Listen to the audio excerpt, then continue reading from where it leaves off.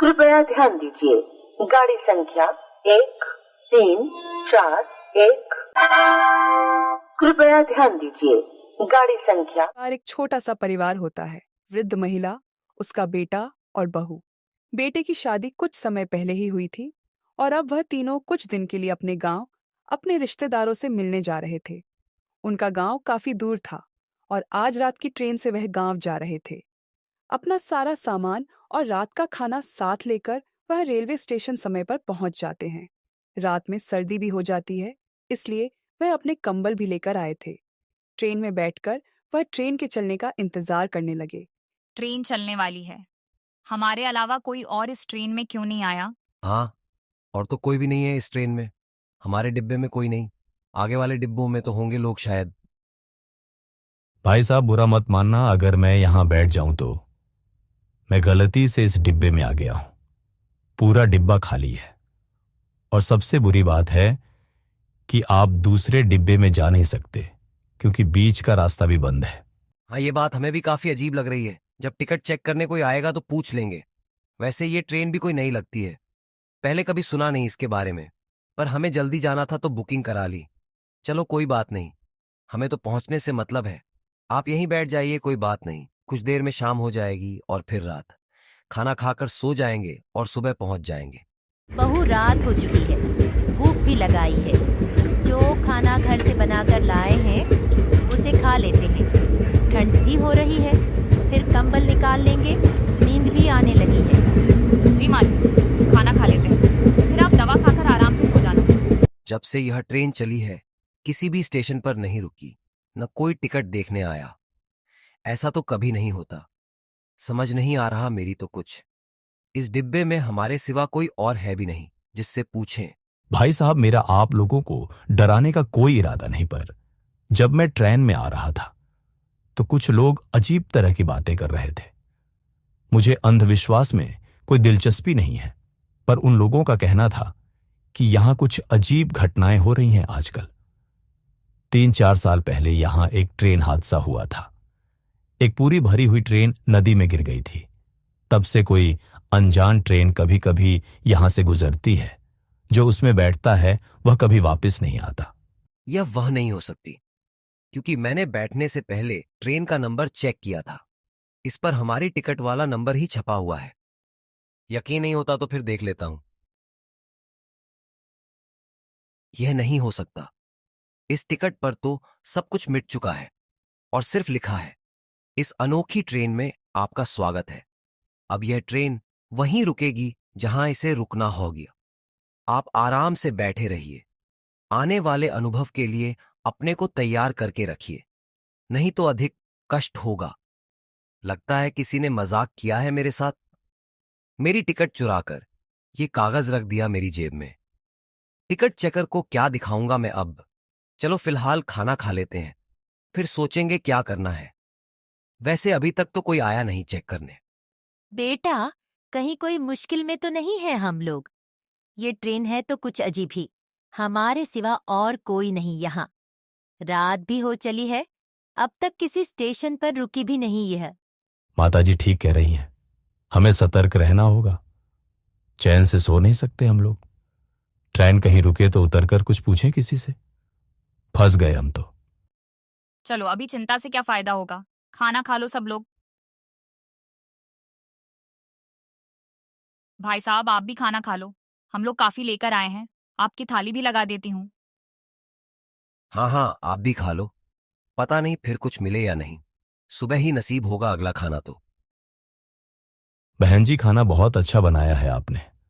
पूरी, छोले, मिठाई, सभी चीजें स्वादिष्ट हैं। सही कहा आपने भाई साहब, पता नहीं क्या होने वाला है। फिर वह चारों आराम से खाना खाते हैं। उसके बाद सोने के लिए कंबल निकालकर अपना बिस्तर बनाते हैं और लेट जाते हैं। हवा में काफी ठंड हो चुकी थी। उनकी रेल एक जंगल के बीचों बीच पटरी पर भाग रही थी, बिना रुके बिना थके। यह जंगल था कि खत्म होने का नाम नहीं ले रहा था। सब सुबह का इंतजार कर रहे थे। उन्हें बिल्कुल नहीं पता था कि इस रात में क्या होने वाला है। अब तक सब कुछ अजीब हो रहा था।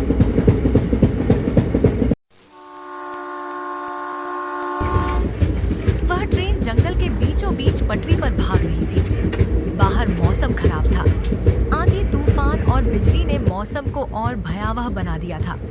ट्रेन के अंदर ठंड में अपने को रजाई में लपेटकर दोनों सास बहू आराम से सो रही थी, पर सुरेश को नींद नहीं थी। तरह तरह की बातें दिमाग में चल रही थी। उधर वह अजनबी भी आराम से सो रहा था। तभी सुरेश को कुछ आवाजें आने लगती हैं। वह चौंक जाता है और अचानक चलते चलते ट्रेन भी जंगल के बीचों बीच रुक जाती है। अरे ये क्या, ट्रेन अचानक इस जंगल के बीच क्यों रुक गई? इतना भयानक जंगल है ये। अरे मेरी आंख लग गई थी। क्या हुआ भाई साहब, ट्रेन रुक क्यों गई? कितना डरावना जंगल है और यहां रुकने का क्या मतलब हो सकता है?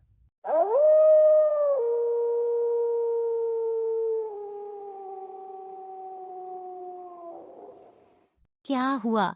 यहाँ ट्रेन क्यों रुक गई? ये जंगल तो बहुत घना है। जानवरों की आवाजें भी आ रही हैं। एक काम करता हूं, मैं बाहर जाकर देखता हूं क्या हो रहा है यहां। जब से इस ट्रेन में बैठे हैं मुसीबत मोल ले ली जैसे। अरे भाई साहब, आप नीचे ना जाइए, खतरा है यहाँ पर। हमें रुककर इंतजार करना चाहिए, शायद कोई आए मदद के लिए। अरे मैं अभी आया, बस आप चिंता मत करिए।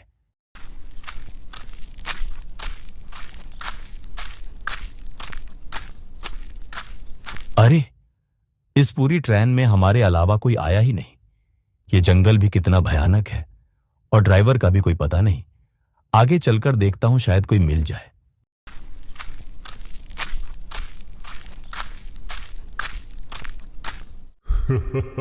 आओ आओ, मुझे तुम्हारा ही इंतजार था। बहुत दिनों बाद कोई आके फंसा है यहाँ पर। अरे बाप रे, ये क्या है? भागो यहां से। हे भगवान, आज बचा लीजिए, फिर कभी ऐसा नहीं करूंगा।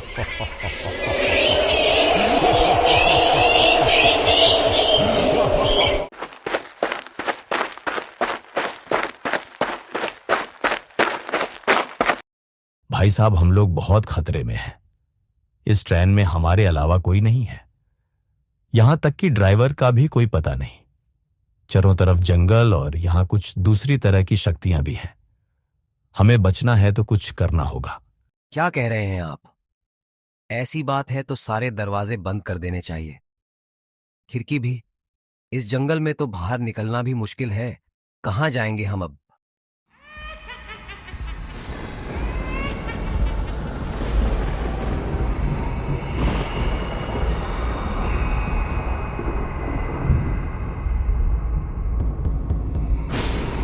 यह आवाज कैसी है? मुझे लगता है ये कोई भूतिया शक्ति है। अभी यहीं बैठकर कुछ सोचते हैं, फिर देखते हैं क्या कर सकते हैं। दरवाजे बंद होने से वह अंदर तो नहीं आ पाए शायद। इन सब शक्तियों को कोई दरवाजा नहीं रोक सकता। अगर वह अंदर नहीं आ रही तो बात कुछ और ही है। इतना भयानक माहौल हो चला था। रात के 3 बज रहे थे। चारों तरफ डर का माहौल। सबको बचने का कोई उपाय नहीं सूझ रहा था। एक राहत थी कि कोई भी अंदर नहीं आ रहा था। जो भी था सब ट्रेन के बाहर था।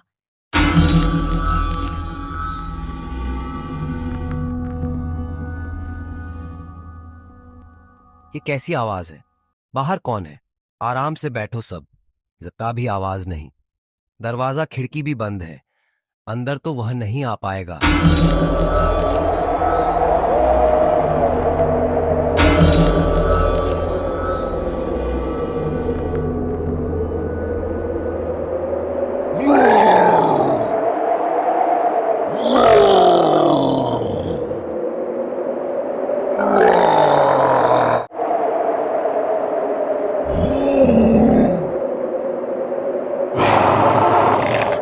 लगता है चला गया वह।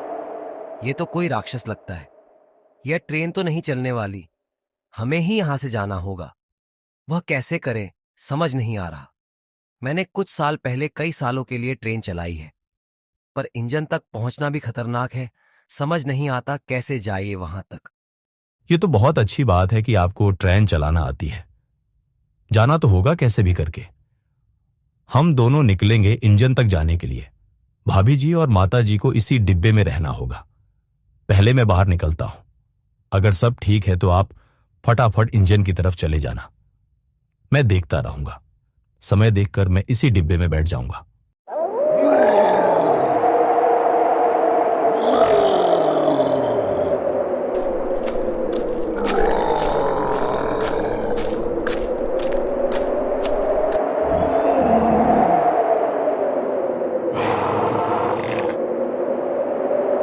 फिर वह अजनबी ट्रेन से नीचे उतरकर उस राक्षस पर नजर रखता है जो शायद अभी वहां नहीं है। सुरेश जल्दी से भागकर इंजन में पहुंचकर उसे चालू करता है। ट्रेन चल देती है और देखते ही देखते वह उस जंगल से दूर चले जाते हैं। लगता है ट्रेन शुरू होने में समय लग जाएगा। यहाँ आग जला लेता हूँ। सुना है इस तरह की शक्तियां आग से डरती हैं। माचिस जेब में है और लकड़ियां यहाँ काफी हैं। हाँ, यह सही रहेगा। ओह, यह आवाज कैसी है? लगता है वह राक्षस वापस आ रहा है। आग जल रही है, शायद वह यहाँ ना आए। मैं ट्रेन में चला जाता हूँ इससे पहले कि वह यहाँ आ जाए। आग जलने के बाद वह अजनबी फटाफट ट्रेन में चला जाता है। राक्षस उसे ट्रेन में जाते हुए देखता है तो उसके पीछे जाने की कोशिश करता है, पर जलती हुई आग को देखकर आगे जाने की बजाय पीछे आ जाता है।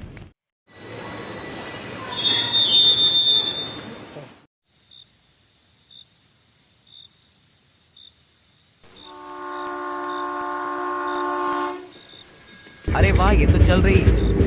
हम बच जाएंगे अब तो। उम्मीद है वह भाई भी ट्रेन में ही होगा। चलो, भगवान की दया से सब ठीक हो। ट्रेन चल रही है, हम बच गए। इस भयानक जंगल से छुटकारा मिला भगवान की दया से। वह कुछ सोच पाता इससे पहले ही ट्रेन शुरू हो जाती है। धीरे धीरे ट्रेन आगे बढ़ने लगती है और राक्षस वहीं देखता रहता है।